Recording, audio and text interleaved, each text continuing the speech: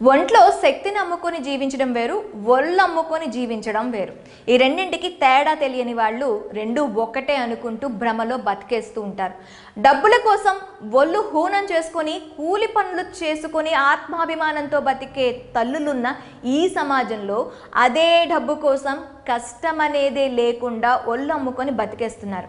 అందాన్ని ఎరగా వేసి మగాళ్ళ జీవితాలను బలి చేస్తున్నారు. తాజాగా ఒక మహిళ కూడా అందాన్ని ఎరగా వేసి ముగ్గురి జీవితాలను నాశనం చేసింది. ఆమె పేరు రమణి. పేరుకే రమణీయం, కానీ తన అందంతో పోలీసులకు వల వేయడమే వ్యాపారంగా పెట్టుకుంది. ఇద్దరి పోలీసులతో వివాహేతర సంబంధం పెట్టుకుంది.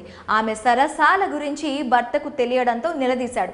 ఈ విషయంపై భార్యాభర్తలకు గొడవలు జరిగి ఆమె దారుణ హత్యకు గురైంది. పరాయి మహిళతో వివాహేతర సంబంధం 3 కుటుంబాలను చిదిమేసింది. ఈ ఘటన తమిళనాడులో కల్లకురిచి జిల్లా ఉలందర్పేట సమీపంలో పిల్లూరుకు చెందిన అశోక్, రమణి భార్యాభర్తలు. తిరునవలూర్ ఎస్ఐ నందగోపాల్తో రమణికి పరిచయం ఏర్పడింది. అది కాస్త ఎఫ్ఐఆర్ గా మారింది. ఈ బండారం భర్తకు తెలిసింది. ఇది సహించలేని భర్త భార్యను నిలదీశాడు. ఇద్దరి మధ్య గొడవ జరిగి భార్య రమణిని దారుణంగా హత్య చేసి పరారయ్యాడు. ఈ ఘటనపై ఎడక్కల్ పోలీసులు కేసు నమోదు చేసి నిందితుడిని అరెస్ట్ చేశారు. కాగా భర్తను అరెస్ట్ చేయడంతో మరొకరి పేరు కూడా వెలుగులోకి వచ్చింది. విలుపురం జిల్లా మరక్కాణం హెడ్ కానిస్టేబుల్ ప్రభాకరన్ కూడా రమణితో లవ్ ట్రాక్ నడిపినట్లు తెలుస్తోంది. ప్రభాకరన్ కల్లుకురిచిలో పనిచేసే సమయంలో రమణితో ఫిజికల్ రిలేషన్ మెయింటైన్ చేశాడు. ఈ విషయాన్ని సదరు మహిళా భర్త పోలీస్ ఉన్నతాధికారులకు తెలియజేశాడు. అధికారులు ఆ ఇద్దరు పోలీసులపై శాఖాపరమైన దర్యాప్తు చేపట్టారు.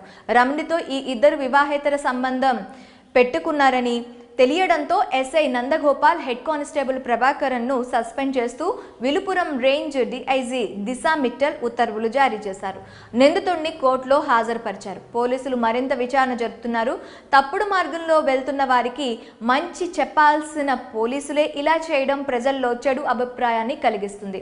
ఇలాంటి కొంతమంది కాకిల వల్ల పోలీస్ వ్యవస్థకే చెడ్డ పేరు వస్తుంది. మరి అందాన్ని ఎరగా వేసి పోలీసులను వలలో వేసి ముగ్గురు జీవితాలను బలి చేయడంపై మీ అభిప్రాయాలని కామెంట్స్ రూపంలో మాకు తెలియజేయండి.